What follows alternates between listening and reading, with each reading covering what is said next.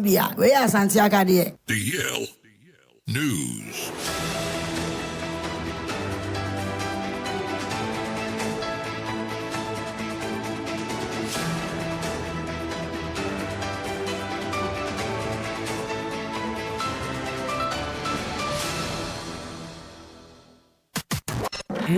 It's official. DLFM 106.9. Yamamo akwapa. Efiti tumilika neshia yen ewo Facebook and FNC YouTube. Na yamfa kasiebono echiri mwankasa ensomo. Yensha kasiebona se FM free offenso achiase. Enono eye krodua ewo asante mantemum. Na meka sei enipa makom yensa. Kana na omunyina ya busuafo a wonu munyina da etumi ahwere wonom enkwa. Na erahusemu esi ye ewendrata edwada.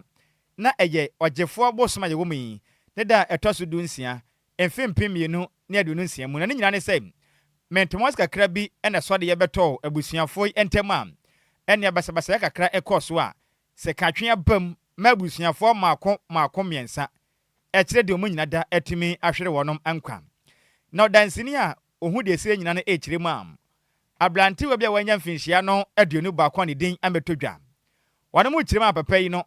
chese na adwene ho eka ne kakra na one ne maame a ono ne wo no chese mentemos kakra ene beda wo montem ene ne maame ka na ono so aka kwasi bo ne beka ne se misunderstanding ne maame ka na waka ne maame ka na waka ana wotwe nkrante eka kire maame se ma hwe ho ye pa na de awu ye o jimi o se wudi agora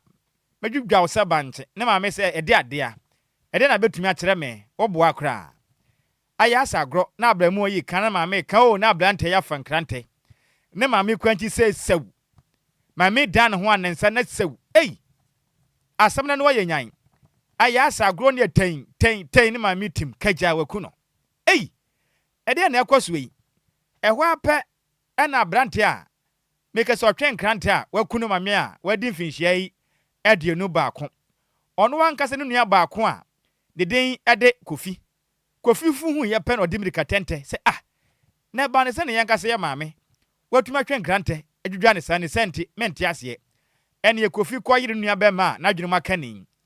enam se ne nua ya na adwene aka no kakre no ne ho odene ese ne nua be ma kofi nti osaje ne ho ato hye kofi so a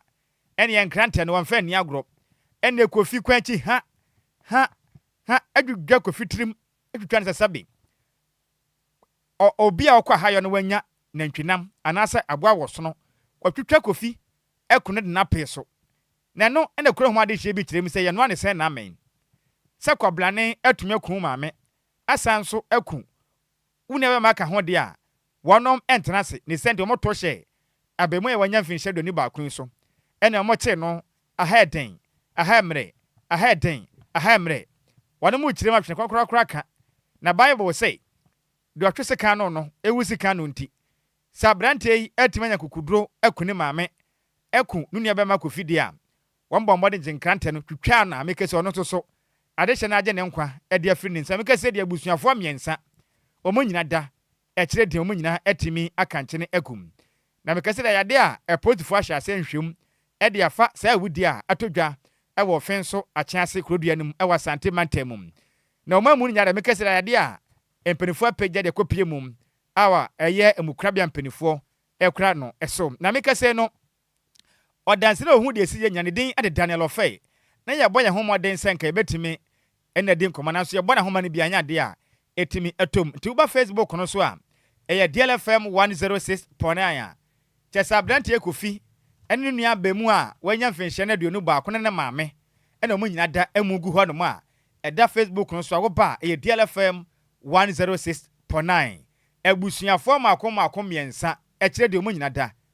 makunku omunyina sika de asi ewo achiase offenso eno no offenso achiase de asi ni ensam so sisio nipa miensa omunyina ba kokora nka media o kakra kan se nipa mienu se baako ne de ono a na epe no ne wakoku ne maame ni nua nti ono ne de nheda account nipa mienu no ana sese no mu hu hia o da bi o se obia nipa bia nkwa wo ne mu bia nipa nti ohun ne sa na oku ne maame ku ne se na adwene mo kan kakra sa na ye nania wa Kofi kosoma a picture ne na so na Ghana for no behwe de ye kan wo de uba Facebook no so ye DLFM 106 pona wo de bra behwe bio pasa kobrane atumi atwen krante ekune maame no wie ye nso wasansu akun no ne nua be maka ho ena de hye wo kradua ne mu so mo mpene na mo ache abemu na ekuni bie nti abusuafo miensa mo nyina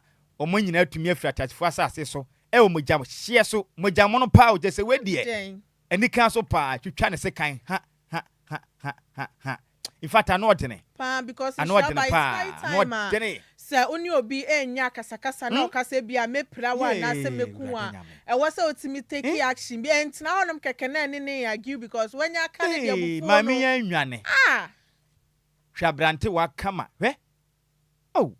wo de uba Facebook no so DLFM 106.9 bara behwe emu aye pa sɛ abusua baako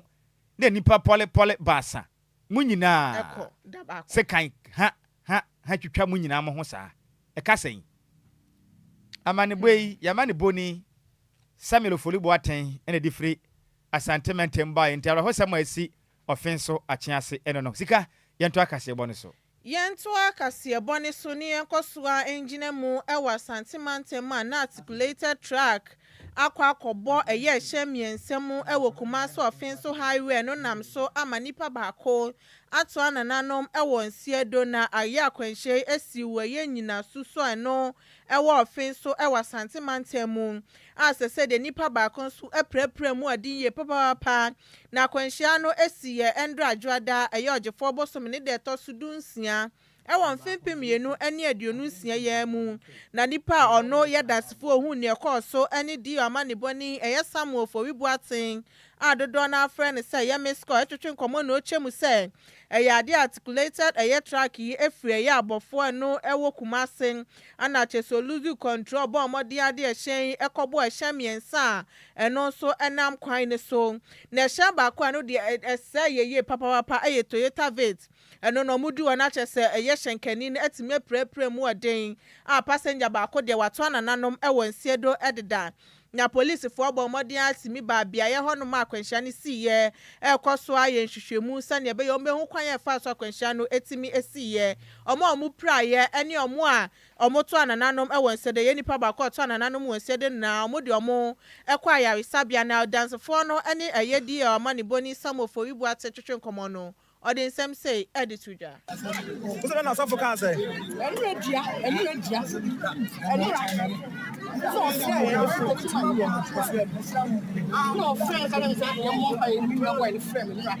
DLFM 106.9. This is come on. Ah, they don't too sabe say.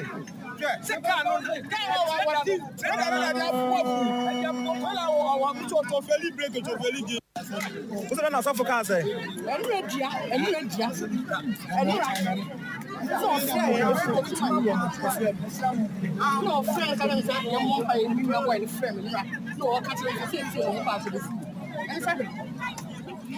This is come on. Ah, they don't too sabe say. DLFM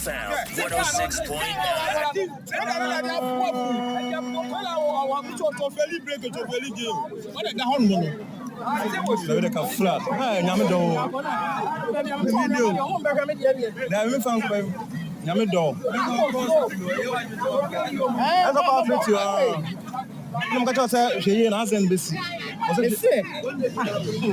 oh we dey yem kwa. We dey yem. Oh, I don't need to be my two. I was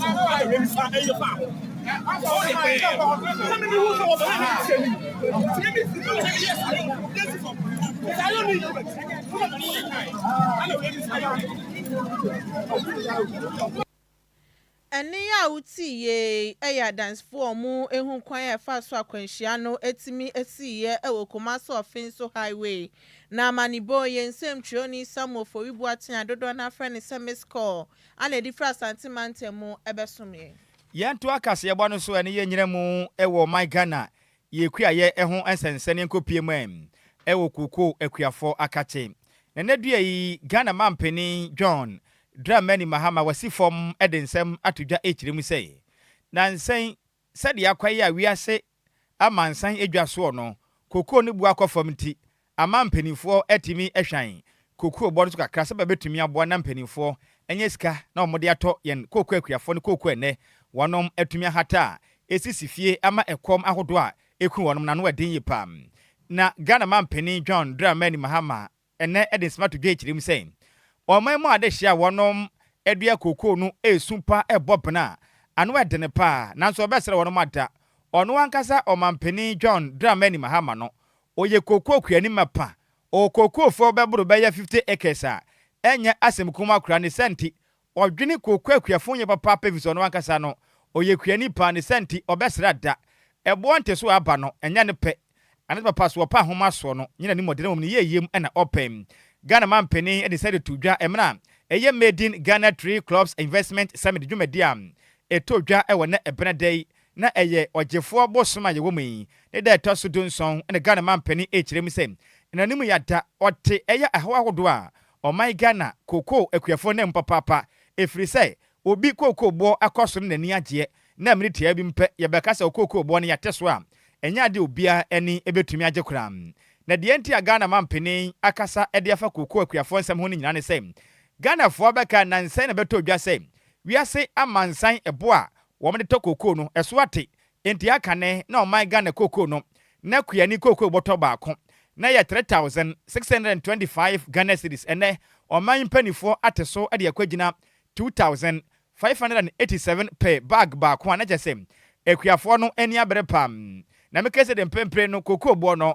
mpanifoɔ atumi ate so ɛyɛ ɔhamgyekyɛmu aduonu nwɔtwe 28% kyɛ sɛ 1,038 cedis ɛna ban atumi ahwan ɛde afiri kokoo ɛboɔ ɛsoɔm na Ghana mampanin ɛkyerɛ mu a ɔsrɛ yɛnuanom kokoo akuafoɔ no papa sɛ ɔpa ahoma so yɛna num dɛ aban gu so ɛbɔ adwumaden ahwɛ ɛwokwa pa wɔdɔ bɛfa so a yɛkɔ yɛnim no saa ɔha wɔ asi ɛde ama kokoo akuafoɔ no ebi ɛntumi ɛnsi bio Ghana mampanin ɛkyerɛ mu sɛ hyehyɛeɛ pii ɛna ogu so a ɔde gu akwan mu abɛboa sɛ bɛyɛ a kokoo akuafoɔ tetene mu no ɛbɛtumi akɔnka titiri mu sikasɛm ɛfi nso nneɛma ahodoɔ ɔmo nsa bɛka sɛ fertilizers ahodoɔ ɛne nnua de bɛbɔ no de apetepete kokoo no so na ɔmo da baeɛ no atumi aso na biribira Ghana mampanin ɛkyerɛ mu sɛ yɛmfa nto Ghana kokoo akuafoɔ no mu sɛ ɛnkyɛ bia ɔhɔ ahodoɔ ɔmo nan mu no ɛnyɛ adeɛ a wɔnom ɛbɛte nka bio ɛwɔ m'anyim. Especially in tree crops. I want to thank Nana Kwadwo Andy referred to my own tree crop farm. Nana Kwadwo gave me 50 acres of land and I planted cocoa on the 50 acres. So I'm a cocoa farmer. And so when the price was reduced by government, it affects me too. I want to be able to empathize with farmers so that when we take any policy decision, we know that it has an effect on farmers and we feel it ourselves. If there's no fertilizer, if the price of fertilizer is expensive, I feel it myself because I also buy fertilizer. I recently acquired another 100 acres of land and this time I've dedicated it to oil palm. And so we've planted the oil palm, we're putting in the irrigation system. And so I'm endorsing Andy's suggestion. When I'm going to do a reshuffle, the mitigating factor will be that you must have a farm. Aha, any awuti ye aye Ghana mampanin John Dramani Mahama. Enwachi in a Ghana mampanin etwane kasa aso no. Ene wo chire mu anansen Ghana eye akuafa wonom edi tomatoes ho dwa ekokopie mu ewo oman Burkina Faso mu a naka wonom ekwa akopɛ entos aba beton ewo manyimu Ghana mampanin echire mu sem ebi manya hodo wa atwa ye ho ahia ne bomodea edi nsa wo so titiriw efa adwadie mu nti nanka nya ne bɔne so kora nanso de ase ya de mu ɔyɛ pa na yakɔ anim na baba toto ne ma boa sɛ bɛyɛ a de ase yi ebi enkonkwesi omanyimu bio region and a recent incident has shown what the threat of instability and insecurity is to our regional integration and trade. As has been the tradition over decades, we trade amongst ourselves. And so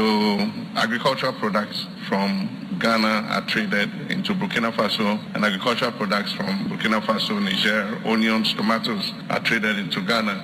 Recently, some traders from Ghana went to Burkina Faso to buy tomatoes, and they were ambushed in a village where they were transacting, and armed insurgents, terrorist armed groups attacked, and unfortunately we lost a number of our compatriots. Happily, there are few survivors, and so the Ghana Army is arranging to medevac them from Burkina Faso so that those who are injured can continue to receive treatment here in Ghana. And so on behalf of government and people, we express our condolences to the families of those who were either killed or have been injured. Any awoti ye Ghana mampeni John Dramani Mahama.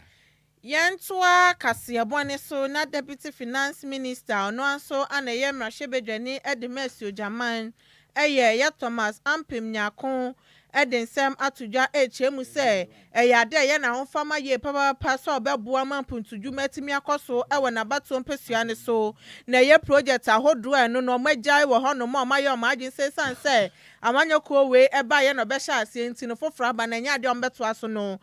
sani no mudi be awie ye ne mmombo modin a etimi sisi project ahodro sani ebe ye timemfo no so ebetimi enya so emfaso emamo enya amanyosema esa timemfo ana hawom na wo hyebo Agyei se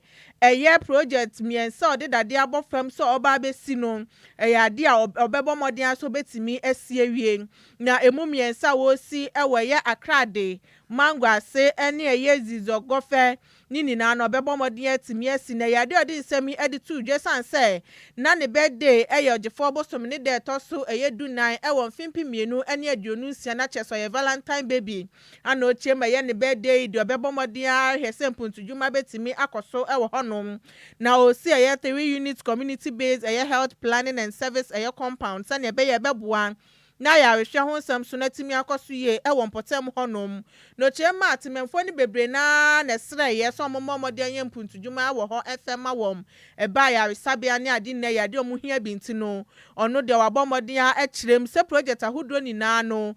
kwan ye fa so ye tememfo ni bisa ye enti na wo ya ma wo na mu ono akasa so na ye na ho fama so betimi aye mpuntujuma wo na bato impesua so. We commission this place in the name of God the Father, God the Son, and God the Holy Spirit. Amen. All these projects were started by the previous administration, and they were at different levels of completion. But I took a decision to commit some of my funds to complete these projects so they will be functional and the people of these communities can use them. And I am doing this purposely to send a signal that governance is a continuum. So if you inherit any projects that are uncompleted, it is your responsibility to ensure that they are completed. I have decided that I'll commit half of my DLFM 106.9 legacy projects, and will allow the communities to also let us know what their new priorities are. Because if we don't do that, these projects will rot. And it is also informed by the decision by President Mahama that every district assembly also uses a percentage of their common fund to continue some of these legacy projects. It is the way to go. And so we believe that we must do this so that all these projects that we use public funds to start will be beneficial to our people. There is a fourth project that I commissioned today. That is a health post that I personally initiated and have completed and have commissioned it for the good people of the Republic. Enia uti ye Deputy Finance Minister no anso na ye mrashebedwani Edemesio Jaman Thomas Ampem Nyakon na enuachi Anasio Jaman District Director of Health Service Rebecca Bante Musa community bills health planning and service compound no ebetimi abuesa ansa yade atememfo ni bia wo so mutu kwan e free atimpoku e kwa akra de ansa no matimi akwaya sabia etimi akohwe mo ho. It happens to be just a one unit facility, a one room facility that was taking care of only mothers and children or children under 5. But looking at the environment, most often than not when they are in labor, they have to travel all the way to Atimpoku or even to South Senti or Senti Ferry before they go and deliver. So Community Health Committee thought it wise to fall on MP or to call on him to help expand the facility. And as we can see, now there had been an expansion of which a midwife had been posted to the facility. And this is going to, improve access to quality healthcare for the people of Jijokope, not only Jijokope, but Jijokope and its environment. Eniya uti ye Sojaman District Director Edema Health Service Rebecca Bante na ne krakremu anatememufo a eyempundunjuma no ebekoso ewo mompotemu echeso mani agi hu ye papa pesan say yade o matwen ya che sempundunjuma say ebetimi akoso san say o mo fa how bebremu. There was a challenge because we don't have a place to have our funeral. When in terms of a funeral or any program, in fact the challenge is bigger. So today I can say in fact Mangwa say we have sleepless tonight because in fact the joy is it is overwhelmed. Eniya uti ye eyetimemufo mo akrade anomuche mu say yempuntudwuma eba so wo honum de omani agi hu ye papa. Yanto akase bone so ene yanyina mu ewo Ghana de hia wonom etonton tomatoes na wonom ho nsem aba na make say Ghana de hia wonom edi tomatoes hu dwa womo de adesere e de ato Ghana mampeni ene wonom amoka biewum enim say manim yada enya wonom ehia sempa se o man Ghana omototo niama no momo asebe ya ye tomatoes a wonom edua wo mai mu no ye betumi ye ho adwuma dodo na sebe ya adehia hodom kopie mu ewo Northern Burkina Faso enipa bi age omon kwafira mu nsemu no eto betimi atwa na Ghana fo beka ya ana no meme na atwa mu na eye ogefo abosoma na toso etunan emfempi mienu ne adununsia na ye wiase nyina adofo da ne no ena Ghana ma adehia wonom edi tomatoes hu dwa wonom ete eye track so ekopie mu ewo Burkina Faso atiatifo edom bi aye no chese Northern Burkina Faso ekwoto hye wonom so mu kirem se we no ye Al-Qaeda fo mpanifo bi ana monsa hye ase a Ghana de hye mako enson krana na ekromu nyina da ejomon kwa de fra mu nsema afoforo ba ye na mu nyina da etumi eprepraye na sansensen we mu no na de ye kasebo ete ye hugu montene so ene Ghana dwadifo a wonom edi tomatoes hu dwa edi nkomo na de hye kirem se emredu se aban betena se ayenje hye pa bo asa ba ya tomatoes ahodo edu na manga na mu no ye betumi aduane pi na oman ye ni etumi akunyane ankasa ye de ho adehye ni bi akasa kirem se eye wo mo awere ho pa se oman Ghana yetimi atena se twere yampanyakopon bo ade yi wo man asase bede a ade bi na be hya asase yemu no efifi kama wudu ye pa ya tena oman mu emfinhia mako aduasia chi Burkina Faso nene Ghana fo ekofa tomatoes ebeton ebiko Niger ekofa jene beton ansa na Ghana oman yenya tomatoes na efizu jene edin wanu mu kirem a modwene ho a monte ase se oman yetimi etusa na mobane a etesa na ebi akase kirem se aka na nobrogo na afinso boaga okwa ho no mam na ye wasasetam kase akuafei edidian toast akase pa tesene wo munyemfo na akase bo magana nyina no yetumi saka be yentos ne bi etumi eton edi hudwam wo mu kirem se na wo mu wonsuo kase na wonom etumi de petepete akuafo no baye so ne emperifo ahwenshan ma ne nyina da etumi asema akuafei wonom asetenem etimi ayeden pam wo mo de adesere e de ato abanim se wo mbesere na da ontututu abura e wo meamea hodo a wonom eye tomatoes emfuo ni bi nemwa pase be ya ye betimi aduan toast ndudom se be ya ha hodo a ye namu no eto betimi atwam akuafo ni bi mpo atumi akase kirem se obetu kwan akobi manso akoto tomatoes na ya bodu tuaku ne de obesa betena fie adwene ho afiri se de aduro de ade bebo ni nyina ne se abanwene ho ehu ne se ene Ghana nipa bi ena ekunkum wo mo no efiri se okwa kodudwa akopa entos abeton wo manyimu emo manye entos adinti na nipa nkwa ehwere adwadefo ni bi akase kirem se emre du se aban betumi yaboa na ye ne yankasa yensa ase ne yabo ho banye na kuaye no etumi akonka ne ebisu kura sa akase kirem se ene obi besu osikua sika obenya ode beya eye sika a mefa ne se dwatre de adidwa no onya bi enti abamwa no omma sika hodo a adwadefo benya ne boa beyafo ne nse ho so beya ketua bi a eno no beya bosia no banks ahodo no emfa bi mfa ma akuafo ne mo asa beya akuadwuma no dodo na ekwan betimi atom adehye kirem se pempeso ye dro ide ma ban trase nyehwe han omwa pam nentos eho adwude ne kuaye no enko ne beboa pa mo my Ghana mebuna hodo munya adwuma ye no woman nyina tumi de omo ho e de kwakwahyɛ kuayem ɔman kɛseɛ wei yɛnya 60 years na still yɛkra tomatoes afiri obi man so first na tomatoes no afiri navrongo ni boliga dam na ɛwɔ boliga no yɛbɛsrɛ aban no sɛ ɔmo yɛ ho adwuma na akuafoɔ no starte adua ntos no wase ne bɛyɛ a haw ni amani a yɛfa mu wɔ Burkina Faso no ɛtu bɛtwa sesi ehu abɔyɛn akasa na ɛbɛyɛ a yɛbɛkɔ Burkina Faso akɔfa ntos aba Ghana enti yɛsɛ ma mpanyin sɛ ondi mboa yɛ no nka yɛ ho sɛ ɔbɛboa yɛn na ɔde asodwafoɔ bɛkɔ ka ɔmo ho wɔ hɔ na ɔbɛboa yɛn ya na saa ɔhaw no ase bɛbrɛ ase a yɛpɛ Burkina hɔ yɛkɔ a ɛyɛ dam ɛyɛ bula ɛna ɔmo tu ɛsesa de gu tos ni so aban bɛtumi ayɛ bi wɔ man yi mu ama yɛn first edu ɛpɛbrɛ yɛ maame mo koto ntos nsuo ho yɛde kɔ ɔmo kuta pɔmpi machine akuafoɔ de yɛ adwuma na yɛnim Burkina hɔ Ghana ha yɛ nso so edu pɛbrɛ yɛ nya ntos di ba sɛ deɛ yɛsi bibi de Burkina abetom Ghana pɛbrɛ ntos na ɔmo yɛ ni nyina ɔmo agyae bibia ne afa ka yɛsi yɛkɔ Burkina akɔfa nka yɛbɛsrɛ ɔmo mpɛ no fa ne nansi fam first na yɛ wadaka yɛ de kɔtɔ Burkina president no aba Ghana ama yadaka a yɛmfa emla Burkina meto nneɛma no kaa no so yɛde ba no ɔse wa me atwa kaa no so enti nneɛma no so yɛde ba na yadaka na egum no ma no sie so yɛde nneɛma no ba so na yɛyɛ ka yɛn nkurɔfoɔ nso kɔ a no mu wu bɛsrɛ aban sɛ ɔmo a ha Ghana akuafoɔ no ensate na asɛsɛ ne ade no ɔmo nso kɔ a ɔyɛ adwuma no bɛtɛ oni sika ɔde yɛ kɔgye loan a ɔntumi nyɛ deɛ sɛ obetumi atua loan no na ayɛ ne kanti obedwane enti Ghana ban mo akuafoɔ na yɛn nsase ne ntumi nyɛ yɛ deɛ ne kɛse wɔ ha DLFM 106.9 ɛne wɔkyea me anim asɛm ka ɔsɛ nana wasoma aban moa na yɛne ankasa yɛdeɛ no yɛtumi nua na tomatoes so de yɛba no sɛ ne nna asase bedeɛ ɛwɔ manyim ne yɛkɔ Burkina Faso ansa na yɛtumi ayɛ tomatoes de abɔ yɛn ho bra ɛwɔ manyim wei ɛyɛ ɔman Ghana dwadifo a wɔnom ɛtotɔ tomatoes ɛtɔn ɛna wɔte wɔnom akosɛm yi Yentoa Kasiaboni Suna Ashanti Regional Minister Dr. Frank Amuakohene at a 7-member board at the Amakumasi City Market Limited.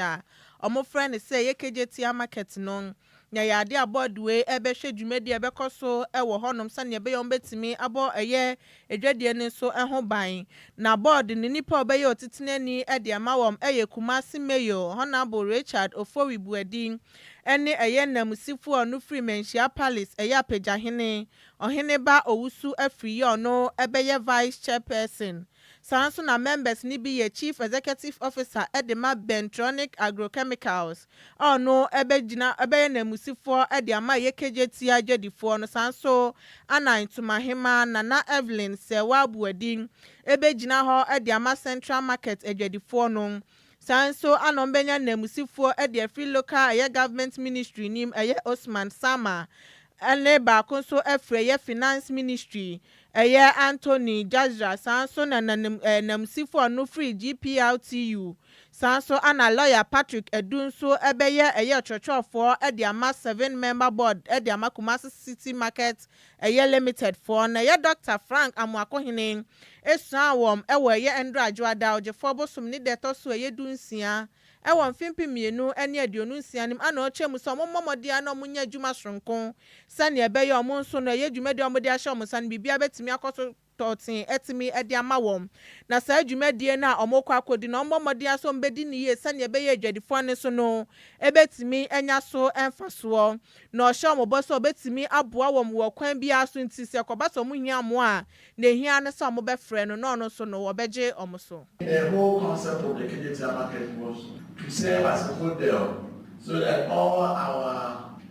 markets that are coming up will learn from that good practice and be able to be managed well and managed effectively. Phase 1 was to serve as a landmark model for phase 2 and in use of growth market. But unfortunately, DLFM 106.9 over the management of the KDT phase 1 as we speak now. So it means that you have a bigger responsibility of making sure you continue whatever good that was happening and be able to correct whatever else that may have gone on. So that in our quest to complete the phase 2 and then the growth room, you'll be able to use you as a benchmark to establish good standards in these markets. Importantly too for us as a region, the president has indicated that every district will be provided with 24-hour model markets, which we have advertised, 41 of them. KDTR, KFA is using theirs for the proof. Other districts, except for Aspan, they have all been advertised.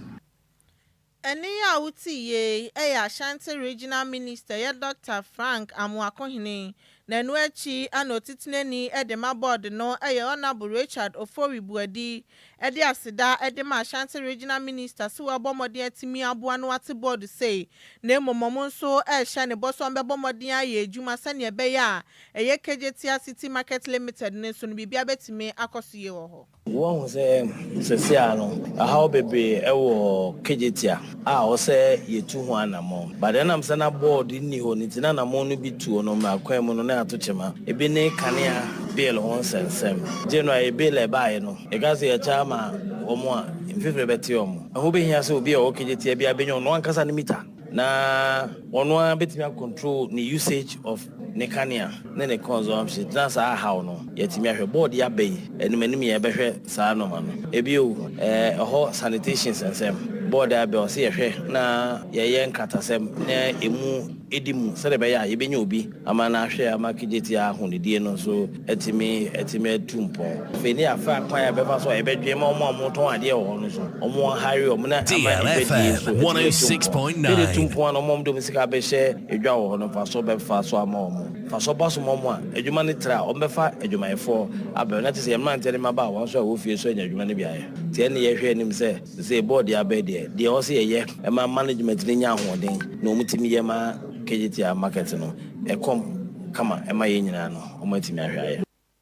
Eniya Utiye, Honorable Richard Oforibuedi ono ana ye otitineni Edema 7-member board Edema Kumasi City Market Limited na manibo yensem trioni Samu Oforibuati na different sentimentemu ebesumye. We ani ye nyina we so na yakeka madwenkyira mode abani bi emfa so mane yaka mo se eye Lumba nsupa. Aha, Lumba nsupa, Lumba nsupa. We ena so yasere eye nsupa ba bonte na oman yi mo. Ene yensini form to dwumadie bia wudie bia no yebesere wada say ye aponto dwumadie e bia honi pa bi na afiri mu dwumadie bia enipa ba kwatwa hia no nsore dwumadie ahodo no mamo mo homoden na monsa enka bi eguma ahodo mienu ye wo shatet one ene be ka ne say pure water ene ye sanso bottle one in fact yenso na akono won say de tere package no won say de tere bra Facebook no so na bra be ye DLFM 106.9 ana YouTube wo ba me de akere kamla no in fact enso na akono efe pa when second be adwuma dia wudi betumi aprapre bibia to din enti eno na so ya sense yen kan adwenkyere ne bi na ye fan somo enimre na yen kwa Facebook no to na nsem no abetamu pa modom adwenkyere ba yen sha ase yen fan free me wafa ase ani din ede Samuel Oforibo aten di frasantema ntemu di aba ona say best news ever greetings to papa yawo ankoma ono owo manso konyina se nyame inhira ne pa o se nyame inhira opi matisini anyame be hira na mpa na Grace Pokuya di aba na so good evening abna judges eye kapa yemu den bebre sa me wafa ase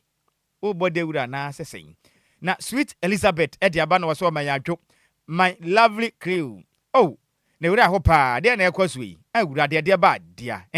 o de can't think far kra Sweet Betty ni o de Lebanon zone 4 no see DLFM super DL super Lumba super papa always smooth pa na Coffee Parliament the aba no say good evening in fact you guys are doing fantastic work keep it up watching you live from Akuna Bobby Kuma Apam na ana ne kunsu kodwo krom the aba no say MPP brabaji Ghana bio na Ghana yeden na Hayford efum the aba no say o ma yadwo wofa o hwe live e different dance man o say kase ponom papa no mu de yie pa no e na etwagoi meda se me wofa so Hayford efum a wo dance man kacha de hia wonom e wo dance man beach wo sem chacha mo nyina na me wofa se Richard ahwe ode aba no say good evening Nhyiraba Kwadwo Sammy B takrade Kwadwo krom twabewu de hye kwankron enafi o say adeyo the warmth enafi Adjoa Agyei Sikapa ti say yi de Adjoa babiu o hwe kase bo ne live e different gwetire station na ye DLFM anes DJ Ghanaian fidi no so mu odesa no manam go bia tumpam bibia de din we be kan say ekire din de ye droi ye da ye ho na yakọ agropama so me wafa se 10 gram on wi ne ho fa adwa no Bismark man bize watenase ne senti ye ni kan da bi dwuma de na eba na ye frɛ ne sen DL Power Sports on DLFM 106.9.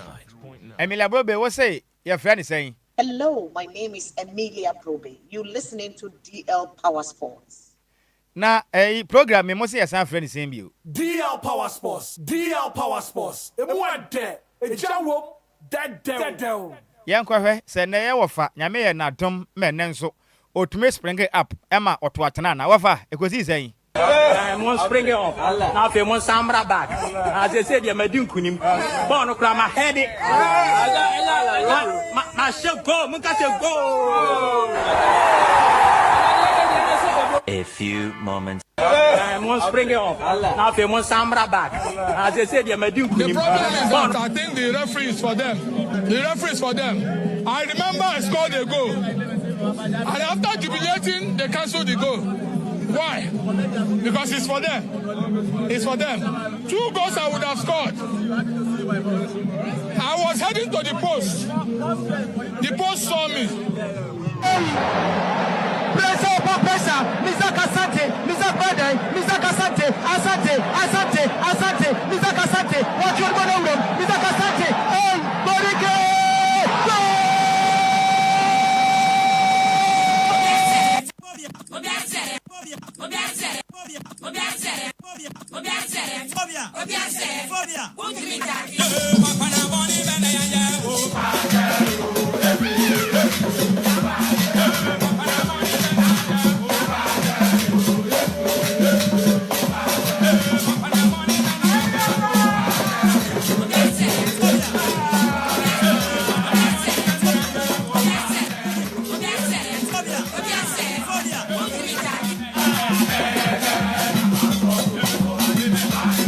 And I would to me take it. What fast Bismark Adusei and some Hodua, Nadia de Jete, and Wagro Pramaso. No, we are can see one sem, or Nhyiraba Besuma, Never Casabon so. Make quite chain, and man Aquaba. Man be then a bomb design. Yamiadum who are in sounds away. Yamiadum. Hetman Hoye. One. Now, phobia no mobile work with saying because I gave say a boy you and I was a day. Phobia no. A penny no more could see that. Yeah, but it.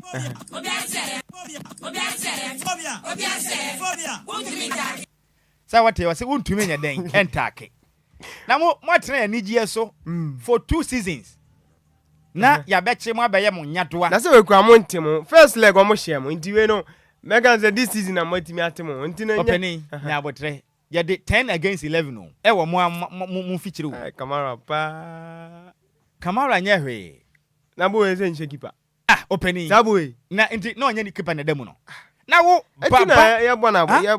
so baba tumia head international goal say papa bi hwe go na wo hye no hwe go ni ye international goal go papa bi what you say they say you tablet no saka tablet no eno ye beka ho asema chiri on saka men saka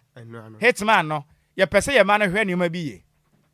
oyo obi oni akukuduro mo nkyerensem ma ni onhye bobio ka kire hitman pese free ne koma ni nhye bobio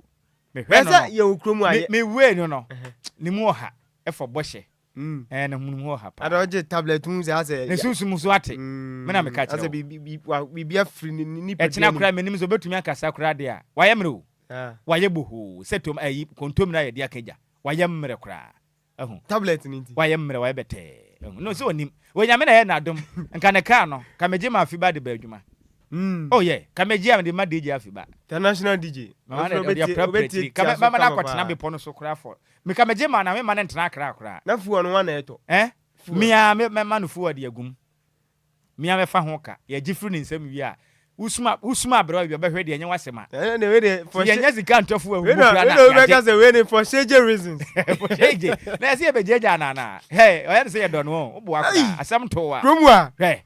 krache bebrenti kaja gum na Ghana 40 o Voilà, vous savez, moi, je m'en crois, bah, quand son coso crème, dia 106.9 mega, so me we do. Jera gude mu nsema ba sumo nyume no nsia kase aso asujwa. Wati nyina o fa Nhyiraba Kwadwo Sammy bi nkasan so a ana baba so no baba ye friend say Adjoa Agyei Sikapa say nyume am so anya agimre e de ade kan say nyume no nsia kase no so mra so Bismark Adusei me so agimre me de agude mu nsem no ana be sumo dwuma de yesu no de kompokra ne de ba enso agu kan nsem mu nsem na me trans say dia maka cho say dwuma ko ba ko Anwani Lumba super woman a brown bi omtimi boy fa dwumadi yinka enso ma yetimi de ade kan sa gude mu nsem no enso be soma nwuma wu join show no live on Facebook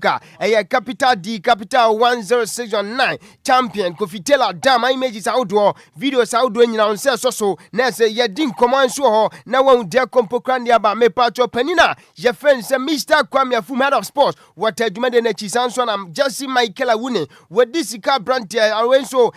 brand first kere tata na African pono oburo manuanu nyina kan bi ana yaje me de agude mu nsem no enso ebe so ye sha se dia na ye sha se fifie me pacho ni makwada na friend se Jonathan Sowa me pacho ye former player enso de man media man sporting club no kase no wodi ni juma enso de man Simba enso Tanzania league no reporter mete and he says say mpanifo enso team man 5 matches ban ana African pono ya sa finding $390 ni nyina nse last year December ni mu woman club friends Azam enso bogel na kwada we enso timi ade na batwa ade ka broni beka se elbow wade na batwa wa kwada na friends Hamid ma enti anam subi na me patwa na empanifo enso kwa setena no wamse hu benya sa kwada na ye friends Jonathan Sowa wono so edi ni juma de ma Simba enso Tanzania club league ni no me patwa ye timi ama 5 matches ban African pono ya finding $390 no eye nkoma akefi oba yade nyina so small juma de enso enra me betra si din koma enso fade kan se we no eye under 17 AFCON me patwa qualify se beba so na reporter mate ye free ade kan se Black Stars akache ene se me patwa se no friendly games ba ko so beto dwa we no nyankopon ya duma do china e wa Crash Sport Stadium no Black Starlet we no under 17 Ghana team no woman club offense positive bebo eno enso yankoma afi oba yade ni nyina so small juma de enso na eye 2 games so me patwa 8 am no eye positive na Black Starlet eno mbebo na 10 am do nyankopon ya duma do china ya e wo Crash Sport Stadium no woman sempefi FC so abo eno eye we no eye preparation ahead of nyankopon ya duma qualifies under 17 AFCON ebe so ana se beto dwa ana mpatom de sade akansa unsiesia enso akanse enso hihye so yede nkomododo na nso somo ewo dwuma de enso mepa cho mamia ye fense Betty Crosby Mensa wono eye senior technical advisor enso de ma the minister for sports and recreation penina ye fense honorable Kofi Adams no mamia din komo wasi say obebo Black Princesses abaso eshan se dwuma de enso nkwa mpacho mkodi e enano ata ewo South Africa no eye under 20 women's World Cup qualifiers and in to join se Ghana mabano and so kwehye ade kan se South Africa man e kaba commentimate na mamu e edin komo kakra so yentie madama ye friend se Betty Crosby Mensa for making Ghana proud. Of course, at the very initial stages I was with them. I spent some time with them when they were camping in Pram, and I saw how committed and ready they were. Especially, let me give a shout out to the coach, who was also very technically very good and very encouraging. Henti wey eya abasobodi amadama je friend se Betty Crosby Mensa we senior technical advisor and so the minister of sports and recreation penina je friend se honorable Kofi Adams so edi tu dwade ni nyina so small dwuma di kese so na mami etwa so edin koma wasi say emprempra me no ka say the Black Princesses me che Ghana under 20 maba no wasi omo ye better team I say penina je friend se coach Charles Simpson and so apparently better than previous Tima nese Ghana ya wontie madama your friend say Betty Crosby Mensa. I'm happy you are bringing this very observation out. Just as you mentioned, the technical team is very much aware of some of these hitches, and so they are doing everything possible. One, we realize that most often the girls do not have a lot of play time, and that is how come from January, I think December last year, they were kept at the camp, that is in Prampra, just so they will be able to experience each other more. They will have that group, the team. Wey nkoma ba pani Betty Crosby Mensa de tuja yade ni yanso somo ewo dwumade ensume patcho pani friends Mr. Edwin Simon Kraku GFA president Sanso na kopiem Okafa wey second assistant na se we no second vice president enso Okafa so no akodi nkomo wo pani wey wase say Black Stars budgeter me patcho ye kind abontino so ni problem bia nemom wo busa sempo kra no eba ne sen ana ada ade kan say private entities a me patcho mo kromu a wo mo so ntimi enfo omo budget tema to montini nyina nse ono ne osusu say bla ade kan say GF no eno so private entity yentie Mr. Edwin Simon Okaku GF president. You okay? I don't have a problem at all. But I ask myself one question. Yeah. Why are we not asking every sector of the economy, every unit of the economy to make their budgets public? Why? And why Black Stars? Life to make their budgets public. Why? I mean, Heti weye nkomo panina je friend se Mr. Adjoa Simon Okaku GF president so kwadi ye jade ni nyina so sumo odwumade enso nanso nteman bedi nkomo enso a kire se Ghana defender we no dependable defender friend se Mohamed Salisu wonu so epra na ya ade kan se awie no anterior cruciate ligament LCL. Na say good news eba and it says say akwada no wa hit gem no say was started year 22 joining show no live on Facebook we won say champion Kofi Taylor ID akwada no and so training na also year o gem ho and so that to jumadi anase we no Facebook ne so won say so jumadi so na bibia konka me pacho Kumasi Asante Kotoko kache wonim say na nchen team na mo head coach opania je fence Abdul Karim Zito Kabote wonon so edi ni jumadi egu ho say mpono ntimi ntoa so nya head coach and so informa Kotoko after say Pato Clubber, your friends Adjoa FC so no ebe shamo ewa ade kan se MTN FA Cup ni mu ewa baba go promotional penina your friends we no coach Prince ya owusu wono na obeka over the week and also Gadi Kumasi Asante Kotoko metema etra fie ya hwehama Accra House of Folk Phobia Continental Club Masters Nhyiraba Kwadwo Sammy bin international DJ Afiba mutim ne kwatwi omo eka ba ko mantimante reporter metia ne say ikoto company for say wapanina your friends Prince ya owusu one betimi manatra na se wahwe kire asin time manager enso akopem se season we beba wie eno ya reporter megada enso free Kumasi Asante Kotoko krobia metema so campaign di nyina so somo e wodwumade so masa Sunday twam ya winim se Ghana version of a classic oni tojwa at the time Kumasi Asante Kotoko so no e trafio baba ago promaso na woto ne nsafre phobia the Continental Club Masters across of folk more the brutal say woman nam ana hu apaso enti ya betrasi bia na se Nhyiraba Kwadwo Sammy bi wafa anomanam ede ade kan se phobia jingene ne namase na reporter mete and say Kumasi Asante Kotoko omo gross no me patcho kan gross a get proceedings no empono omutimi tue sika ekohwe sa game no yentete hwimfrim me patcho NSF fonte hwe sanso na yente tax bia GF nte hwe bi bia nso kwade kan se we no sports fan a yapa hontoma no bi bia yente bi bia no Kumasi Asante Kotoko enya 811,610 Ghana cedis eno grosser me patcho monsa enso so ntie di san komo yachi ya de net no eto ebeto abontense ensa so na wahu dia kompo krandia ba na se bibi bia konka na me patcho ni makwada na je first Thomas Tay Party where your players so the man the senior soccer team the Blasters of Ghana at some point in time makwada way na se where captain Krampo Bekai 2022 FIFA World Cup ekopiem enso okata kwada we ya anotimi boa Ghana at that time ye kopiem enso abiokuta me patcho kwada we ya na share one goal no enso ti o minor friends in Nigeria and I'm subi na Ghana timi qualify kwada we na nsentente sema buboba enso nya nika na opania ye friends Mr. Adjoa Simon Okaku enso ade kan se GF president sanso ano say second vice president our CAF reporter mete wakodi nkoma say akwada no me patcho cases ne charges awodua eno nso egu ne so sempo kran maba bi nso de akokot sempo na opani we yana se Thomas Tay Party enso afosoro omo on otimi afose ne ho wo mo so wompam no wopani na medi no koma Mr. Adjoa Simon Okaku wase omo back akwada support bia me patcho wo behia se GF ne nso betimi back akwada friends Thomas Tay Party no wo betimi enso akwane mo eno nso yankoma fi oba yade nyina enso ma emene ko na efa last story so enso so na fe yentinsi form na fly number D1069 entwa aso franco enkoforma so dia me patcho akwada na friends Kelvin Osesibe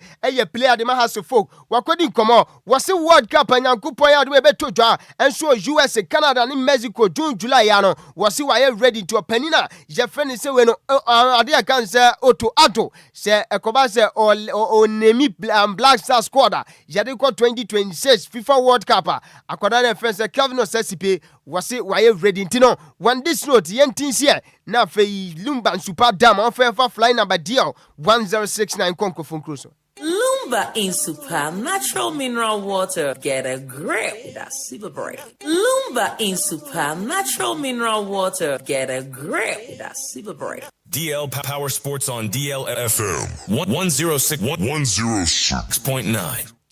Right, Tabusia Yaguswa Sinkonya so kan ketesi Lumba Super what is said Mr. Wenoya Nhyiraba Kwadwo Sammy bi wa fanomanam enso edi Lumba Super wa dance show enso Adjuma di kese so me pa to mo nsa ka Lumba Super ni bi ya wo bottle sanso na wo sashe enti di ope bia na yebetimi akomoa eno ya nkoma fi oba Lumba Super dama amade ya fa fly number D1069 akon ko phone call so amana ne nkoma no latest exclusive ya de ni nyina so somo e wo Adjuma di kese so maka cho join show na Capital D, Capital 1069, Champion, Kofitela Dama, Ime Saudwo, Video Saudwo, and so. Na Yensen, Komawana Selma Kwadana, Jeffense Victor Simono, and so Dini Juma de Magaratasara, and so attack my name, Me Patra Koda Kodin Komo, was he say at the time and Aquadano, one of Swefi Napoli, and Pocranet or Ordinary Betchemo, Taki, Garatasara Timno, was it Juventus Subana Umam, some Ponombian service, some Poetima Johnny Juvetino, make the old ladies of Syria, now Suninam no Penina. Your friend said De Laurentiis no your president so the man Napoli club no was your penny way in the tennis up propose an asempono offer na Juventus so the buy no what Timmy turning the dance and so no when Timmy turn akuko be there and so I'm from man the right idea can say we no your rival and idea can say Juventus no and also and come akwada na friend say Victor Osimhen and so akwadi ade ni so so mo e wo Jumadi example to Arsenal catch no akwada na friend say Bukayo Saka reporter mete and he say akwada no so Agyei watiase watias here say was your big extended contract no me patro verbally we agree now when 5 year didn't mu say we be latest by Friday the akwada way one also the trade the idea can say pen and so be sing gata so sign contract and so attention mo Arsenal the Ghana swear and also en come akefi opa yade ni na so sumo Adjuma di kese so na one dey kompo krani deba over the weekend big game ni toja and so Giuseppe Meazza the time in Milan so tonesa and so for Juventus club no now me Darwin Dams na game we no enso eya itare kasho siria game no penina je fense we no eya jeje Chiellini no me pacho eya Juventus director me pacho ni se first half ne ba we no opani we nso etimi kwade e kan se we no eya dugout ni mo la am tana na o so etimi players ni coaches ni ade e kan se we no officials utimi nante enso for me call locker room dressing room no opani we share match officials no akeka na adwen kiro mu brutent anam so bi reporter meeting say me pacho Italy mpani for bania pania je fense we no Giorgio Chiellini enti until 20 anase we no 27 February no ana me patwa no so ye de san komo so do na so so mo e wo Adjuma di kese no de ko empokra ne de ba me patwa pania je fense Michael Carrick head coach enso de Manchester United Kofitela team no na reporter meeting so anyway was he say obehia akwada na fense Marcus Rashford ne service winim say Marcus Rashford aneme ni ka say one so obolo na o Barca enso akachi na opania midi no koma Michael Carrick ko say ohunwahia say masa man you penny for enso be ma akwada na ye friend say Marcus Rashford wants to waba back to Manchester United now Marcus Rashford no was he say when you ready pokra sempo wabasa dimi back to Manchester United eno yan koma akrefi opa yade ni yan so sumo Adjuma di enso na mpacho Saudi Pro League na so ya no say reporter mete and say o ma prepare 18 million pounds me pacho mo say amponi season ba we ya o ma de koma Manchester United next season when him say June and say July August no e pre-season yewe no yeba kan say 80 million dollars and say pound one more answer that to say Manchester United na o mo Japan me pacho pre-season o meye and so Saudi maimu and on so nkoma akra fi opa yade ni nyina so sumo Adjuma di kese so akwada na friend say Vinicius Junior kwadi nkomo waso no play on na bia kan and say pono on na bo one team wetimu say and say pono yeba kan say o any teammate one ne Bobo Philippa a ɛyɛ akwada na yɛfɛn sɛ Karim Mustafa Benzema ɛno yɛ nkɔma akwada na yɛfɛn sɛ Vini Junior nso akɔdi yɛde ne nyina so so ɛwɔ dwumade nso na nwumere big game ni toja enso Stadio Daluza the time me patro Benfica nso trefie enso ato ne nsa frɛ Real Madrid team no na nim sɛ Kylian Mbappe Lotin wɔno so face club ye friend sɛ Benfica 3 times nyina mu no akoda we wontimi enya win anase mpon victory nso emene kopa ye nkɔmɔ nka dodo na wa nanso emene ko enti international DJ atrasi yemfa nkɔmɔ nyina nso ma de kan bia no nyankopɔn adoma da ɔkyena ye betra se on morning show ni da so mo bia dwumadi nso a ye de beso na ofa me sorry so manya ne ntia se okopie mo krom pa ba mama bien brutal enti yanchia don ene lady one na fe company asachia Lydia dodo na fe no Erama enti ukopie mo krom pa ba enti ametin se oma biem enti anwume fantastic good evening pa enkoma don li ana madam my friend say lady one ana fe company Lydia ana Lydia na friend Erama enti ofa go fifa kamla na to me so kakra na me hwe me wo fa se yedem bobodini bio okay ayi ne ye Erabna Lydia no Erabna na hwan bio enti Don bra kofi ona Krumpap chief executive officer ana ne wife no lady one na Erabna ne ye hwan Erabna ayi one lady bi o ye adwuma o ye one lady bi o ye adwuma o ye make am say waitress Adjoa beti ma chiri mana me ba ya we say Erabna ne ye hwan o ye adwuma o Krumpap nansia ye ko hwe na moko hu no am do mo order dada me bisa se ye ko na moko hu no na bi se ye di kan akwa woni dada akwa commentary na sanya de di kan ni enti wono pa me boni ana okay aspa me bisa ya no no moko ye commentary no di hu no enti wonim ne dada Adwuma na okoye se ekoye adwuma no ana okoye adwuma me ha we se bremu no ade ti da Bismark na adwuma bremu ne se ye de kan ni ye ja mo kwa se mo nkonkoye live commentary no nyame nko anka ye dwiri utiri mfi ha sana udi na so nyawo nko anso na me chia no se me mo obi ade ba me bisa wo so oye hwan adwuma na because Krumpap ona me nim no na ne wife nso mate ne campaign ba me nim no me makọ 2 times ba me nim ne wife me nim obi adwuma se me chirem denti a me chia leader nse nse weekend we nyina na ye wo Krumpap on ne obi a say godfather tenase nice ye be didi a godfather na ye hwan Mr. Hitman ye be ne godfather me godfather no godfather ne Hitman yo mate nyame okay odi misiana ye ne tem na ye tamas na ye so tamaka Krumpap na ekwan ye be didi bia a leader afi ba me ye hwe se de okan wutie Erabna na be serving eno nam so bia be aside that no me nim hwe mfa mo dos wo Krumpap Erabna no ho fe on what's that no ho fe pa on Erabna no unhu ne da o kama me nim no unhia ne da da bi okay o me hwe se bia the don betimi asend ne picture na me da kire wa mate why se wa wie Adjoa sore kwa jame kwa na osa no be ka bi mami a o me ka bi ma se we ye ne kuro mi ni ya soma mo se mo nkonkoye live commentary e wo Krumpap sana da me kwa mo won se afiba ofi chia Erabna o the executive producer no ntia ne bi wu Dabi mentantini di ofi chia Erabna executive producer zena na wo ni pa bi a wota cha na be se ase Erabna ba mu no we gina baby girl then afiba be peke sama me you go explain tire you go explain tire Wisconsin ni ben o mi na mi wona mfufo bebre chese ye ni se ekura na opie ye de o kire chese ye ni se ekura na opie famisie what mo ya kufo bebre afiba wo Sophia is share Erabna on say baby girl no ntantia ne bi o also no executive producer executive tiepa ai gift theater tiepa gift theater baby girl gift theater na ye hwan baby girl and afiba aboni din baby girl why baby girl kasa baby girl na so baby girl ma bebre baby girls enti oye hwan ono oye wo de yin oye wo de yin so oye baby girl unya baby girl opening afiba say sa baby girl no oye wo de wadamfo unua ohuni pa ana abusuani a oye baby girl eno ana betimi aka ana afiba simo kosoro ko medum microphone no Woni nkyerem bia soroko. Yen say that ba ko fa asem ama. Afiba enti yemfa ni si wate. E be pa asem ama. We ase de enche na unu ho aba asem. O asem o be say o kyerem. Asem de one pam me dada. We be adi man question one. One title. Muze. O show fi ase di ni. Me come jo. Na wa fa na be di me ho agro no. Esi ye bopa ba hwe fifre. Wo fi say match na ye boko. Wo nya hu hweda. Na o say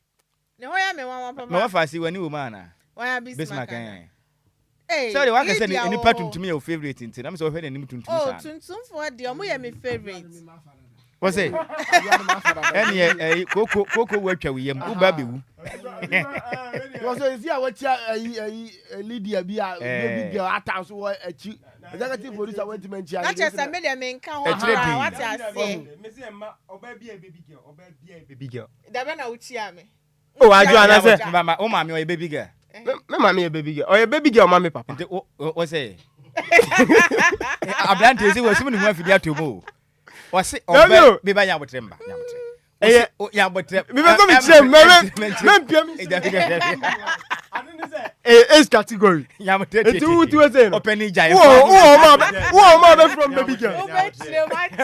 Open baby girl, man, papa. Baby girl is in your I said, me do we see, but who paid maybe say I was say, oh, mommy, or your baby girl. What's a baby girl, papa? So, meaning say, baby girl, I don't catch my category, you know. This is Adjoa Agyei. On the age wise, no, when me baby girl, meet my friend baby girl. Idea, ya what dear, and you kind of say, baby, my baby girl. That saw your baby girl, but you mine. Baby girl,